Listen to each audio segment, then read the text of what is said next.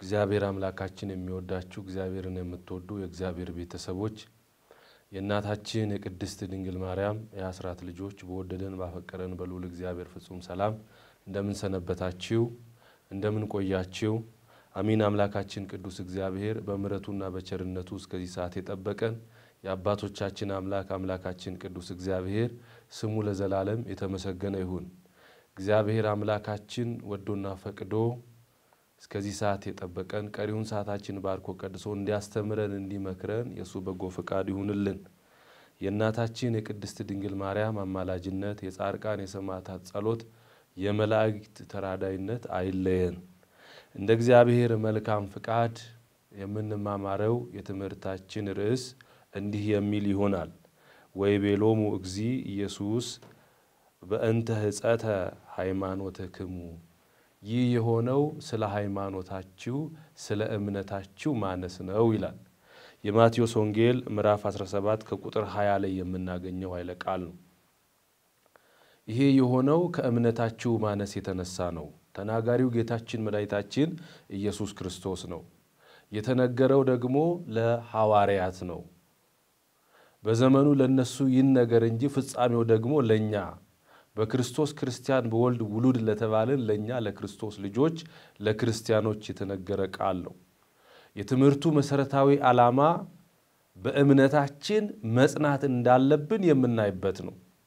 እግዚአብሔር አምላካችን ለቀደሙ ለአባቶቻችን የቃሉን ምስጢር እየገለጠ እንዳስተማራቸው እኛንም እየገለጠልን እንዲያስተምረን እንዲመክረን የሱ በጎ ፈቃዱ ይሁንልን። እንግዲህ የእግዚአብሔር ቤተሰቦች ይሄንን ጌታችን መድኃኒታችን ኢየሱስ ክርስቶስ የተናገረበት የራሱ ምክንያት ይኖረዋል። ለኛም ደግሞ ያስተላለፈበት የራሱ ምክንያት ይኖረዋል። እግዚአብሔር በአንድም በሌላም ማስተማር ልማዱ ነውና እንግዲህ ጌታችን ተናግሯል። ለሐዋርያት ለኛም አስተላልፏል። የጻፈው ደግሞ ከ12ቱ ሐዋርያት አንዱ የሆነው ማቴዎስ ነው። ማቴዎስ ይሄንን ቃል ጽፎልናል። እንግዲህ የማቴዎስ ወንጌል ምዕራፍ 17 ከቁጥር 14 ጀምረን ስንመለከት ጌታችን መድኃኒታችን ኢየሱስ ክርስቶስ ሕሙማነ ሥጋን በታምራቱ ሕሙማነ ነፍስን ደግሞ በቃሉ በትምህርቱ ይፈውሳቸው ነበር። በዚህ ጊዜ ብዙ ሰዎች ይከተሉታል። ከእርሱ ጋር ሐዋርያትም አብረው ነበሩ። በዋለበት የዋሉ ባደረበት የሚያድሩ አብረውት የሚወጡ አብረውት የሚገቡ የተለየ ዓላማ ካሌለው በቀር አብረውት ያሉ ሐዋርያት ይሄንን ቃል ሰምተውታል ከእርሱ ጋር ሆነው። እንግዲህ በዚህ ሰዓት አንድ ሰው ወደ እርሱ ቀረበና ከቁጥር 14 ጀምረን ስንመለከት የታመመ ሰው ወደ እርሱ ይዘው መጡ። አንድ አባት ልጁ ወደ ጌታችን ወደ መድኃኒታችን ወደ ኢየሱስ ክርስቶስ አመጣ። አምጥቶም እንደዚህ አለ። ጌታችን አጠገብ ቀርቦ ወድቆ ተንበርክኮ ሰገደለት። ከዚህ በኋላ ጌታ ሆይ ልጄን ማርልኝ፣ ልጄ ብዙ ጊዜ በጨረቃ ብዙ ጊዜ በፀሐይ ይጥለዋል፣ ልጄን ፈውስልኝ አለው። ነገር ግን ወደ ደቀ መዛሙርት ወስጄ ነበር፣ እነሱ ጋር ወስጄ ሊያድኑት አልቻሉም፣ ስለዚህ ልጄን ፈውስልኝ አለ። ጌታችን እንደዚህ አለ፣ አንተ ጠማማ ትውልድ ካንተ ጋር እስከ መቼ ድረስ ቆያለሁ? የማያምነውን ትውልድ ከገሰጸው በኋላ እንደዚህ አለ፣ ወደኔ አምጡልኝ አለ። በውስጡ ያለውን በልጁ ላይ ያደረውን ጋኔንም አስወጣው። ልጁ ደህና ሆነ። እግዚአብሔር ቃል በልጁ ላይ ሲያድር ጋኔን ዲያብሎስ ሰይጣን እርኩስ መንፈስ በእግዚአብሔር ቃል ፊት በእግዚአብሔር ፊት መቆም አይችልምና ጌታችን መድኃኒታችን ኢየሱስ ክርስቶስ አስወጣው። በዚህ ሰዓት ሐዋርያት እንደዚህ አሉ። የሚከተሉት ዞር ባሉ ጊዜ ጠጋ ብለው ጌታ ሆይ ይሄ ነገር እንዴት ነው ለኛ ሊወጣ ያልቻለው? በምን ምክንያት ነው ይህንን ሰው ልናድነው ያልቻልነው አሉ። ጌታችን መድኃኒታችን ኢየሱስ ክርስቶስ እንዲህ አላቸው፣ ይህ ከእምነታችሁ ማነስ ነው አለ። እውነት እላችኋለሁ ጥቂት እምነት ቢኖራችሁ የሰናፍጭ ቅንጣት ታህል እምነት ቢኖራችሁ ይህንን ተራራ ከዚህ ወዲያ ሂድ ብትሉት ይነሳል ይነቀላል ይሄዳል ይዘዋወርላችኋል ነገር ግን አለ ይሄ የሚሆነው በጾምና በጸሎት ነው እምነት ያለው ሰው በእምነቱ የበረታ ሰው እምነቱን በተግባር የሚያሳይበት ጾምና ጸሎት ሊኖረው ይገባል እምነቱ አንደኛው ነው ሁለተኛ የሚጠነክርበት እምነቱን የሚገነባበት ጾምና ጸሎት ስራ ያስፈልገዋል ስለዚህ የእግዚአብሔር ቤተሰቦች እኛም ዛሬ በክርስቶስ አምነን እርሱ ስሩ ያለውን ስራ በጎ ስራ ካሌለን መልካምነት ካሌለን እምነታችን ዋጋ የለውም ማመናችን ብቻ ዋጋ አያሰጠንም በክርስቶስ ማመናችን መልካም ነው ነገር ግን ስራ ያስፈልገናል እርሱ ራሱ እንዳለው እንደነገራቸው ለሐዋርያት ይሄንን ማውጣት የምትችሉት በጾምና በጸሎት ነው ይሄንን ብሎ ነገራቸው የእግዚአብሔር ቤተሰቦች ዛሬም በህይወታችን የእግዚአብሔርን ሐሳብ የምንፈጽምበት በጎነት መልካምነት በውስጣችን ሊሰፍር ይገባል ሐዋርያት መንፈስ ቅዱስን አልተቀበሉም ገና ናቸው በልባቸውም ወዲያና ወዲህ የሚሉ ነበሩ አልጸኑም መጽናት ያስፈልጋችኋል በእምነታችሁ መበርታት ያስፈልጋችኋል አለ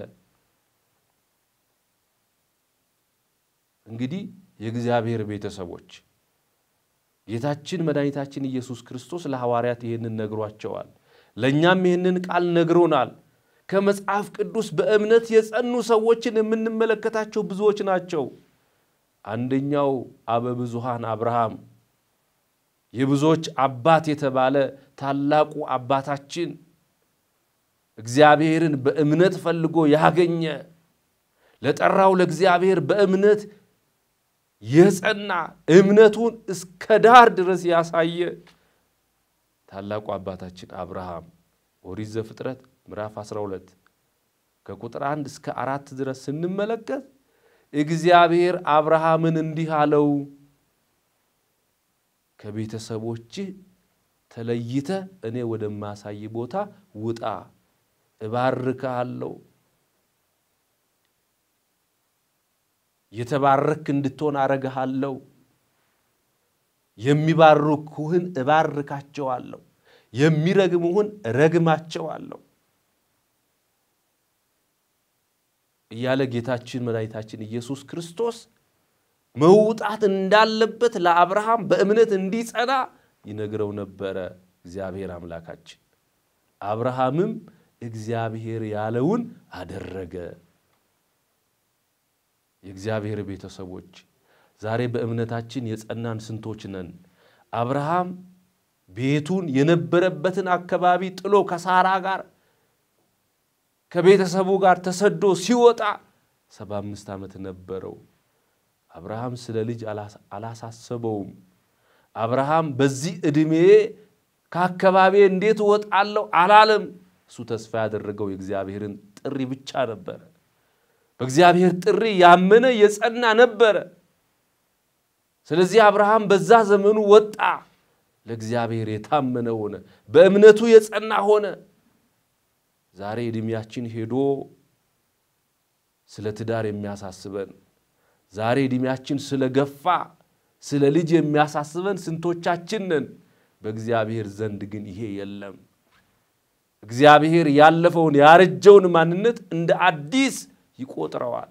የተዘጋውን መዝገብ እግዚአብሔር እንደ አዲስ ይከፍተዋል ለእግዚአብሔር የሚሳነው ነገር የለምና ስለዚህ በእምነታችን ልንጸና ይገባል አብርሃም አባታችን በእምነቱ የጸና የተባለውን የፈጸመ አንደኛው የምንማርበት ታላቁ አባታችን ነው ስለዚህ አብርሃም ስለ እድሜው ምንም አላሳሰበውም ለዚህ ነው ሐዋርያው ቅዱስ ጳውሎስ ለመንፈስ ልጁ ለጢሞቴዎስ በነገረው መልእክቱ ላይ እንደዚህ ይላል ያመንኩትን አውቀዋለሁ አላፍርበትም ያመንኩትን አውቀዋለሁ አላፍርበትም ብሎ ቅዱስ ጳውሎስ ለጢሞቴዎስ የነገረውን ቃል እንመለከታለን ያመንኩትን አውቀዋለሁ አላፍርበትም ባመነው ጌታ ልናፍር አይገባም ሁለተኛ ጢሞቴዎስ ምዕራፍ 1 ከቁጥር 12 ላይ ያለ ቃል ስለዚህ ባመነው ጌታ የማያሳፍር እንደሆነ አምነን እስከ መጨረሻው ልንጸና ልንበረታ ይገባል በዚህ በማቴዎስ ወንጌል ምዕራፍ 9 ከቁጥር 20 እስከ 22 ያለውን የእግዚአብሔርን ቃል ስንመለከት 12 ዓመት ሙሉ ደም የሚፈሳት ያችን ሴት እናገኛለን ጌታችን መድኃኒታችን ኢየሱስ ክርስቶስ የታመሙትን በታምራቱ ለመፈወስ ከሐዋርያት ጋር በሚሄድበት ጊዜ ስለ ጌታችን ስለ መድኃኒታችን ስለ ኢየሱስ ክርስቶስ አዳኝነት ሰማች እድሜ ዘመኗን ያዘችው በሽታ በምንም የማይለቅ እንደነበረ አይታለች በህይወት ኖራ ስለዚህ የጌታችንን ነገር ስለሰማች ይሰው ወዴት አለ ብላ ፍለጋ ወጣች እርሱም ከሕዝቡ ጋር ከሐዋርያት ጋር ሲሄድ በልቧ እንዲህ ብላ አመነች ወደ እርሱ ብትጠጋ የልብሱንም ጫፍ ብነካ ደሜ ይቆማል አለች ሄደች ከሰዎች መካከል ተጋፍታ ገብታ ልብሱን ጫፍ ነካች 12 ዓመት ሙሉ ደሟ እየፈሰሰ ሰው ሁሉ የራቃት ሰው ሁሉ የናቃት ያቺ ሴት በልቧ አምና ወደ ጌታ ቀርባ ልብሱን ስትነካው ደሟ ቆመ ጌታችን መድኃኒታችን ኢየሱስ ክርስቶስ እንደዚህም አለ ዞር ብሎ አያት ልጄ ሆይ አይዞሽ እምነትሽ አድኖሻል አላት ሴቲቱም ከዚያ ሰዓት ጀምራ ዳነች ይላል አይዞሽ እምነትሽ አድኖሻል አምነሽ የመጣሽው አያሳፍርሽም የእግዚአብሔር ቤተሰቦች ያመነው እግዚአብሔር አያሳፍረንም ተስፋ ያደረግነው እግዚአብሔር አያሳፍረንም ዛሬ ቢጨልምብን ነገ ይነጋል እግዚአብሔር ቀን ስላለው ዛሬ ብናለቅስ ነገ እንስቃለን እግዚአብሔር ቀን ስላለው ዛሬ ወደቅን ነገ እንነሳለን የሚያነሳን እግዚአብሔር ስለሆነ እግዚአብሔር ለሁሉም ጊዜ ስላለው እግዚአብሔር ከምንለብሰው ልብስ ከሰውነታችን ደም ግባት ይልቅ የልባችንን ንጽህና ይፈልገዋል እግዚአብሔርን መፈለግ በልብ እግዚአብሔርን መፈለግ እግዚአብሔር የሚናገረውን ቃል በመስማት ይህንን ማድረግ ይገባል እቺ ሴት ወደሱ ቀረበች በልቧ አምና ብነካው አለች ነካች እምነቷን በስራ አሳየች ደሟ ቆመ ጌታችን መድኃኒታችን ኢየሱስ ክርስቶስን ነገራት ይህንን እንመለከታለን የእግዚአብሔር ቤተሰቦች ስለዚህ ጌታችን መድኃኒታችን ኢየሱስ ክርስቶስ እንደነገረን ከእምነታችሁ ማነስ የመጣ ነው ዛሬ ከእምነታችን ማነስ የተነሳ ስንት ነገር አጋጥሞናል እውነት በእግዚአብሔር ፍጹምነት ብናምን ስንት ነገር እናገኛለን ስንጠራጠር ያጣነውን ነገር ሁሉ በሌላ መንገድ ስንተረጉም ዘመድ ስላሌለን ወገን ስላሌለን ብር ስላሌለን ስንል መጻተኛ ስለሆነን ይያልን የተለያዩ ምክንያት ስንሰጣቸው ይሄ ሁሉ ከእምነት መጉደል የመጣ ነው እግዚአብሔር ቤተሰቦች እውነት ነው በጊዜው የምንፈልገውን ባናገኝ እግዚአብሔር በጊዜው ግን የሚሆነንን ይሰጠናል እኛ ግን ምን እንሆን እንደ አብርሃም በእምነት እንጽና እንደዚች ሴት በእምነታችን እንጽና ስለዚህ ያመነውን ደግሞ በስራ ልናሳይ ይገባል ያመነ ሰው እምነቱ የሚገነባበት የሚጠነክረው በስራ ላይ ሲያሳይ ነው በስራ ላይ ሲተገብረው ነው ጌታችን መድኃኒታችን ኢየሱስ ክርስቶስ እርሱ ራሱ አስተምሮ እኛም እንድንከተለው እርሱ ራሱ ተግብሮ እኛም በተግባር እንድንገኝ አድርጎናል። ስለዚህ እምነታችንን እንፈትሽ። ማመን ብቻ ነው ወይ በስራ እየተረጎምን ነው የእግዚአብሔር ቤተሰቦች? ስለዚህ እንደዚህ ይላል ሐዋርያው ቅዱስ ያዕቆብ ምዕራፍ 2 ከቁጥር 26 ላይ እምነታችን በስራ እምነት ያለ ስራ የሞተ እንደሆነ እንደዚህ ይላል ከነፍስ የተለየ ሥጋ የሞተ እንደሆነ እንዲሁም ደግሞ ከስራ የተለየ እምነት የሞተ ነው ይላል። ከነፍስ የተለየ ሥጋ የሞተ እንደሆነ እንዲሁ ደግሞ ከስራ የተለየ እምነትም የሞተ ነው ያዕቆብ 2 ከቁጥር 26 ላይ። ስለዚህ ከእምነታችሁ ማነስ የተነሳ ይሄ ሆኗል። እምነት ጎሏችኋል። ያ የጎደለውን እምነት በእምነታችሁ ጸንታችሁ ነገር ግን ስራ ያስፈልጋችኋል። ለሐዋርያት እንዲህ አለኮ ይሄ የሚወጣው በጾምና በጸሎት ነው። ምክንያቱም ውጊያችን ከሥጋ ጋር አይደለም ከመንፈስ ጋር ስለሆነ እዚህ በእምነታችን የጸናን ልንሆን ይገባል። ያመነ ሰው ምን ያደርጋል? ካመነ ሰው ምን ይጠበቃል? በእምነቱ የጸና ሰው ምን ያደርጋል? ከእርሱ የሚጠበቀው ምንድነው? አንደኛው ንስሐ ይገባል። የእግዚአብሔር ቤተሰቦች እምነት ያለ ሰው በእምነቱ የበረታ በስራ የተረጎመ ሰው ንስሐ ይገባል። እንደዚህ ይላል ትንቢተ ኢሳይያስ ምዕራፍ 46 ከቁጥር 8 ላይ ይህንን አስቡና አልቅሱ ተላላፊዎች ሆይ ንስሐ ግቡ ልባችሁንም መልሱ ይላል። ኃጢአታችንን እያሰብን እናልቅስ። ያ ያለፈው ዘመን ይበቃናል። በኃጢአት በበደል የተለማመድነው የሄድነው መንገድ ይበቃናል። ስለዚህ ልባችሁን መልሱ አልቅሱ ንስሐ ግቡ ይላል እግዚአብሔር ቃል። ያመነ ሰው በእምነቱ የጸና ሰው ይሄንን ያደርጋል። እግዚአብሔር ቤተሰቦች ሁለተኛው ያመነ ሰው ምን ያደርጋል? በእምነት የጸና ሰው ምን ያደርጋል? ጌታችን መድኃኒታችን ኢየሱስ ክርስቶስ በማቴዎስ ወንጌል ምዕራፍ 25 ከቁጥር 34 እስከ 40 ያለው ቃል እንደዚህ ብሎ ነግሮናል። ንጉሱም በቀኙ ያሉትን እንዲህ አላቸው እናንተ የአባቴ ብሩካን ኑ ዓለም ከመፈጠሩ ጊዜ ጀምሮ የተዘጋጀላችሁን መንግስት ውረሱ።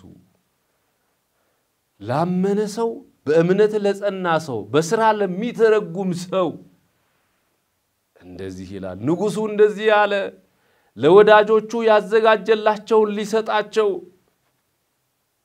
ለመረጣቸው ያዘጋጀላቸውን ሊሰጣቸው እንዲህ አለ እናንተ የአባቴ ብሩካን ኑ ዓለም ከመፈጠሩ አስቀድሞ የተዘጋጀላችሁን ርስት ውረሱ።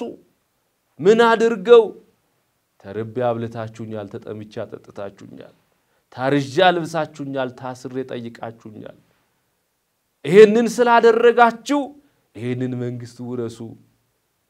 ጻድቃን እንዲህ ይላሉ መች ተርበ መች ተጠምተ ከታናናሾቼ ለአንዱ ያደረጋችሁት ለኔ ያደረጋችሁት ነው። እግዚአብሔር በባህሪው መራብ የለበትም። እግዚአብሔር በባህሪው መጠማት የለበትም። ነገር ግን ይሄንን ለታናናሾቼ ያደረጋችሁት የሚለው እግዚአብሔር በአርያው በአምሳሉ ለፈጠረው ለእርሱ ፍጥረት የእግዚአብሔር ቤተ መቅደስ ለተባሉ ለሰው ልጆች ያደረግነው ለእግዚአብሔር እንዳደረግነው።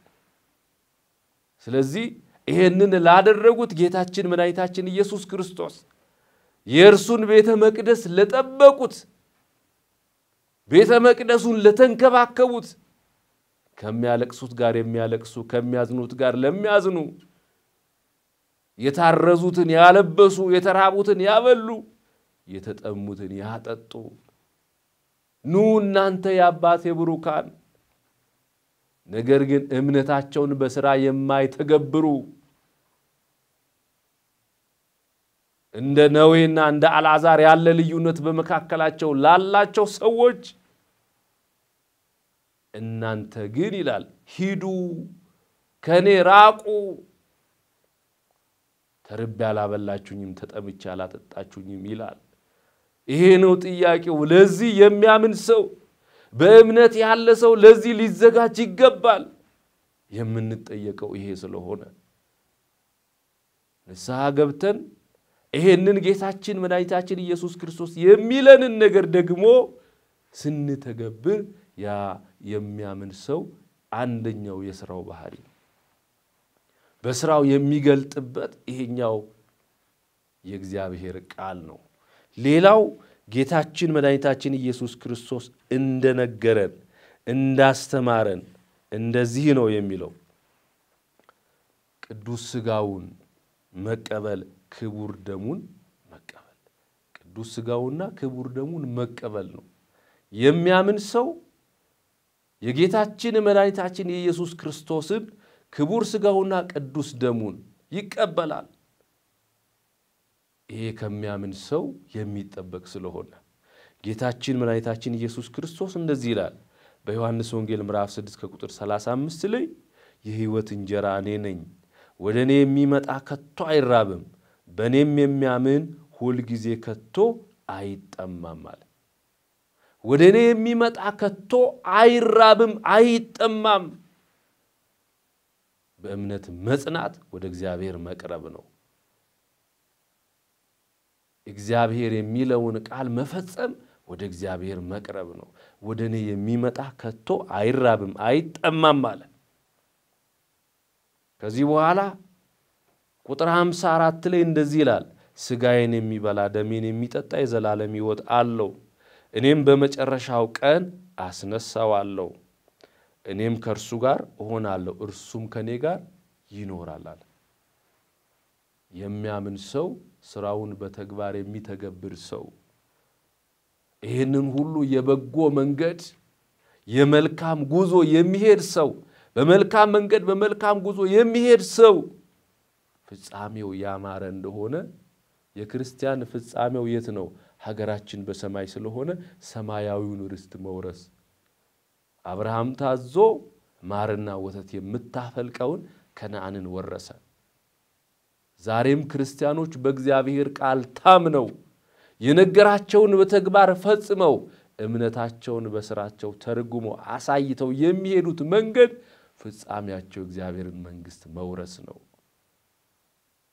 ስለዚህ ከእምነታችሁ ጉድለት የተነሳ ይሄ መጥቶባችኋል እንዳንባል እግዚአብሔር ይርዳን ሥጋዬን የበላ ደሜን የጠጣ የዘላለም ሕይወት አለው እኔም በመጨረሻው ቀን አስነሳዋለሁ ሞት እንኳን አይነካንም ብንሞት እንኳን እንነሳለን ከዚህ በኋላ በመጨረሻ ምን አለ እኔም በእርሱ እኖራለሁ እርሱም በእኔ ይኖራል በእግዚአብሔር መኖር እንዴት መባረክ ነው በእግዚአብሔር መኖር እንዴት መታደል ነው ለዚህ ነው እምነታችን ከጎደለ እምነታችን እንዲሞላ መታገስ መጾም መጸለይ ወደ እግዚአብሔር መመለስ ያስፈልጋል ከምንም የሚበልጠው እምነት ነውና በሉቃስ ወንጌል ምዕራፍ 17 ከቁጥር 5 ላይ ሐዋርያትም ጌታን እንደዚህ ብለውታል እምነት ጨምርልን ነገ የሚመሻው ቀን የሚጨልመው ጨለማ እንደሚነጋ ምናስበው በእምነት ነው ዛሬ ያለንበት ህይወት የሚለወጥ መሆኑን በእምነት ነው ምናስበው ስለዚህ ሐዋርያት እምነት ጨምርልን እንዳሉ እኛም እምነታችንን በሥራ ተርጉመን እንድንኖር እግዚአብሔር አምላካችን ይርዳን ለቀደሙ ለአባቶቻችን ለሐዋርያት ትምህርቱን ዕውቀቱን የገለጠ ለኛም ይግለጥልን ወስብሐት ለእግዚአብሔር ይቆየን